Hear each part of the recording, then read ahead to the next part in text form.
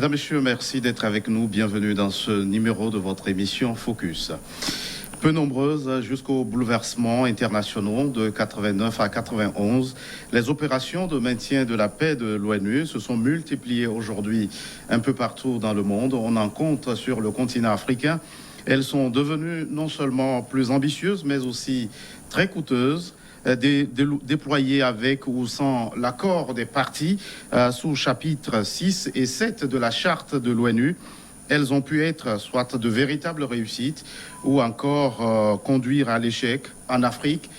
Quelle est la perception que les populations ont sur ces opérations de maintien de la paix onusienne? Un homme s'est intéressé à la question. Il est notre invité sur ce plateau, Dr Yaknambe Ouassité. Vous êtes expert en gestion des conflits armés et analyse des relations civilo-militaires, ancien militaire de l'armée de l'air du Togo. Merci d'avoir répondu à notre invitation. Merci Gaëtan, c'est un réel plaisir de répondre à l'invitation pour échanger des questions d'actualité. Merci à vous donc. Alors, vous serviez encore sous le drapeau togolais comme militaire de l'armée de l'air. Vous avez soutenu votre thèse de doctorat sur le thème dynamique et perception des forces onusiennes de la paix en Afrique noire, les cas du Mali et de la Côte d'Ivoire. C'est une expérience plutôt rare au sein de la Grande Muette. Alors, Monsieur Ouassité, qu'est-ce qui a pu motiver chez vous ce parcours hors norme? Bon, je vais vous faire une confidence, mais ce n'est plus une confidence puisque nous sommes au plateau. Et quand je suis revenu de la France, à la fin de ma formation militaire et technique, j'ai été voir ma maman. Elle m'a dit non, tu t'es pressé pour aller dans l'armée, il faut que tu aies le bac. Je n'avais pas le bac. J'ai pris bonne note et je me suis mis au travail. J'ai eu le bac dans l'armée. Et comme vous le saviez, quelquefois les difficultés socio-professionnelles sont source d'énergie pour le destin. Et je me suis inscrit à l'université de Kara, cumulativement à mes fonctions de militaire. Et j'ai fait une maîtrise en sociologie, puis un master de la même spécialité. Et voilà, j'ai été jusqu'au doctorat. Vous avez été jusqu'au doctorat. Nous allons nous intéresser aux résultats de votre recherche, d'abord avec cette question. Dans quelles conditions ces forces onusiennes sont-elles obligées parfois d'intervenir dans un pays donné? Le système est long, mais on va essayer de raccourcir ça. Lorsqu'il y a des mésententes à l'intérieur d'un pays, il y a d'abord des négociations internes, des négociations nationales. Après, quand ça ne va pas, il y a des négociations sous-régionales et internationales. Et lorsque l'ONU constate que la paix est encore instable, elle essaie maintenant d'appliquer le premier principe fondamental de l'ONU, notamment le consentement de l'une des parties ou des deux parties. Et enfin, elle envoie les soldats sur le terrain. Voilà. Mais maintenant, comment les soldats vont se retrouver là-bas? C'est un long processus. L'ONU demande des soldats. Les pays membres de l'ONU, ils sont pratiquement 193. Chacun exprime sa volonté d'envoyer les soldats sur le terrain. Et il y a un long processus pour valider votre demande ou bien votre agrément. Donc, suite à ce long système, on envoie les soldats sur le terrain. Et de passage, je ne vais pas trop rentrer dans les détails, l'ONU veut le soldat torse nu, comme j'ai l'habitude de le dire. Il va le mettre le slip, il va le vêtir, il va faire tout pour lui sur le terrain, puisqu'il a été engagé pour un temps par l'ONU. Maintenant, les dépenses, l'État peut faire des dépenses en amont pour pallier à ces petits besoins-là, mais c'est remboursable. La logistique qu'ils vont utiliser sur le terrain est remboursée. Ça, ce sont des détails qui ne nous importent pas beaucoup sur ce plateau. C'est ça. Mais ces interventions militaires ont été classées pour leur finalité. On parle de maintien de la paix, rétablissement de la paix, consolidation de la paix, imposition de la paix. Y a-t-il une différence? Oui, il y a une différence. Quand on prend le rétablissement de la paix, c'est le rapprochement des partis en conflit, essentiellement pacifique.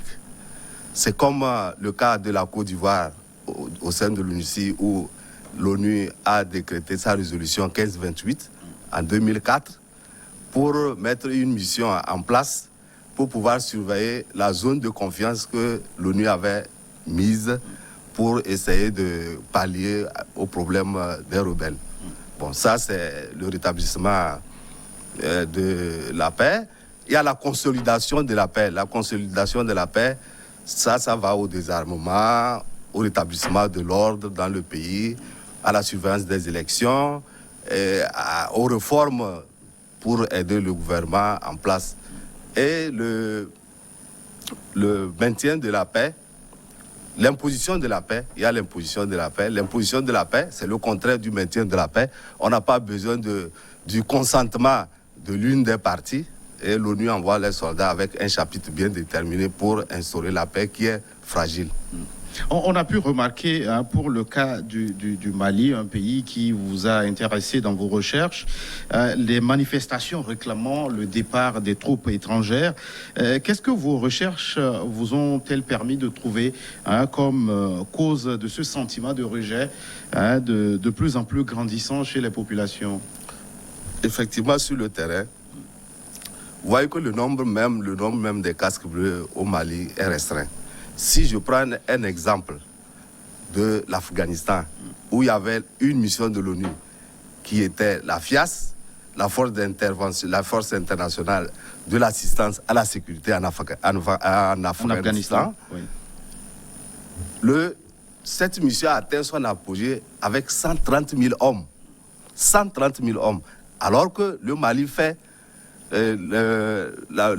deux fois l'Afghanistan. Vous voyez? Donc il y a un problème d'effectif. Il y a un problème d'effectif qui se pose. Maintenant, dire qu'il y a un problème logistique, c'est vrai.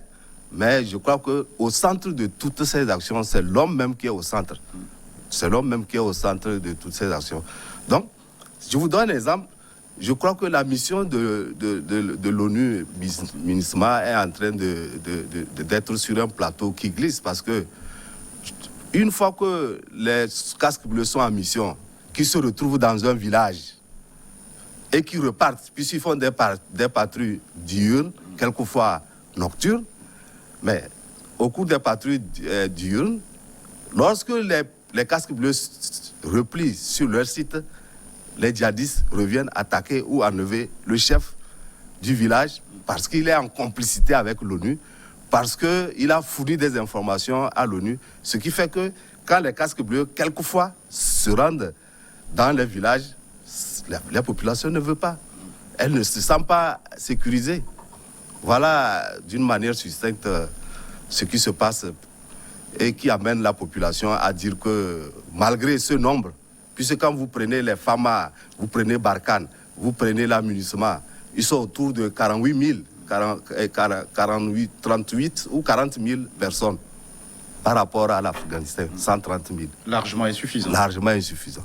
Alors, on a vu, ça, je vous donne l'exemple d'un pays comme la Centrafrique, des scandales qui ont éclaboussé l'ONU dans ce pays, où des cas de viol impliquant des forces onusiennes ont été enregistrés, des situations qui exacerbent ce sentiment de rejet. Oui, mais l'ONU a mis sur pied la résolution 1325 pour protéger cette pratique de viol. Mais est-ce que, dans la réalité, l'ONU a mis des garde-fous? Non. Les pays se retrouvent là-bas, c'est comme de petits États. C'est comme de petits États au Mali. Ils ont leur règlement intérieur et ils suivent un peu le code de conduite. Le règlement, les règles d'engagement établies par le confort, ils suivent ça à peu près. Mais quand vous regardez, je crois que l'ONU doit faire plus pour mettre des garde-fous et peut-être faire une surveillance générale sur toutes les forces qui sont présentes sur le sol malien pour pouvoir éradiquer ce problème. Mais c'est difficile, l'homme étant l'homme, ça doit être difficile. Mais on essaie quand même de faire un peu ce qui peut aller. Alors, vous parlez du Mali, un pays qui focalise l'attention de la communauté internationale. Je vous invite à suivre cette déclaration du président français Emmanuel Macron, dont le pays est militairement engagé au Sahel. Cohérence avec l'impératif d'endiguer une diffusion de la menace au sud, elle se traduira par une réduction de nos empreintes militaires les plus au nord. Ces fermetures s'étaleront sur le second semestre de l'année 2021 et seront achevées d'ici le début de l'année 2022. Kidal, Tessalit, Tombouctou seront ainsi progressivement dégrafés. Notre présence militaire au Sahel s'articulera autour de 2 missions. La première consistera à poursuivre la neutralisation et la désorganisation du haut commandement des 2 organisations ennemies. La deuxième mission se concentrera sur l'appui à la montée en puissance des armées de la région.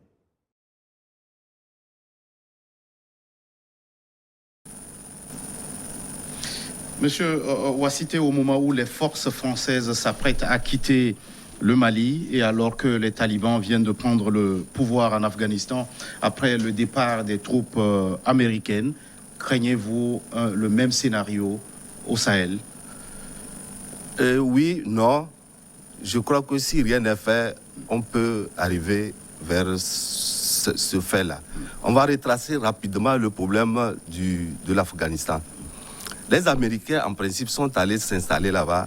C'est pour seulement parce que les Afghans n'ont pas livré Oussama Ben Laden. Après les attentats terroristes du 11 septembre 2001. Voilà. Mais ils n'étaient pas allés pour instaurer la démocratie. Ils n'étaient pas allés pour amener la paix en Afghanistan.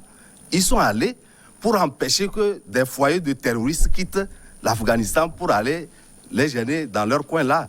Et vous voyez que John Biden est venu, c'est parce qu'il a lâché. Parce que si les Américains tenaient, les talibans ne vont pas prendre Kaboul, ne vont pas prendre l'Afghanistan en compte. Mais John Biden a trouvé que après 20 ans, ça ne donne rien. Ils ont dépensé des centaines de milliards de dollars pour renforcer l'armée afghane, qui est maintenant dans les rues, elle ne sait pas où aller. Vous voyez que je crois que toujours il y a quelque chose derrière. Quand vous voyez un peu ce qui se passe au Sahel, les Américains, les Français s'acharnent parce que c'est de petits foyers de résidence de terroristes. Et ils se disent que peut-être que ça peut devenir de grands foyers.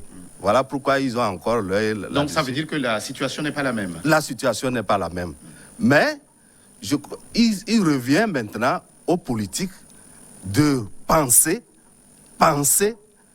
le mal du conflit malien. Sinon, on finira par là. Vous prenez le Mali, 90% sont musulmans. Maintenant, leur parrain, la France, essaie de mettre la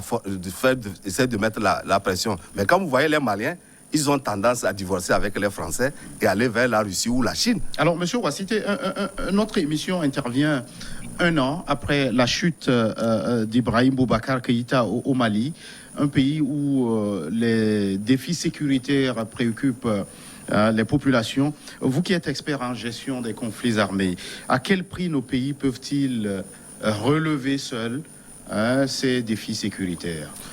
Déjà, je crois qu'en amont, ça a été raté. Le Mali est un pays vaste. Il est entouré d'environ 7 pays. Normalement, l'ONU a envoyé les forces sur le terrain, on devait mettre une ligne de confiance au niveau de Mopti.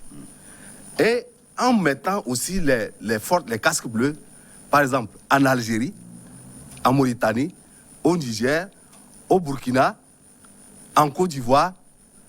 Non, en Côte d'Ivoire, ils sont au sud, mais ça s'arrête au Burkina.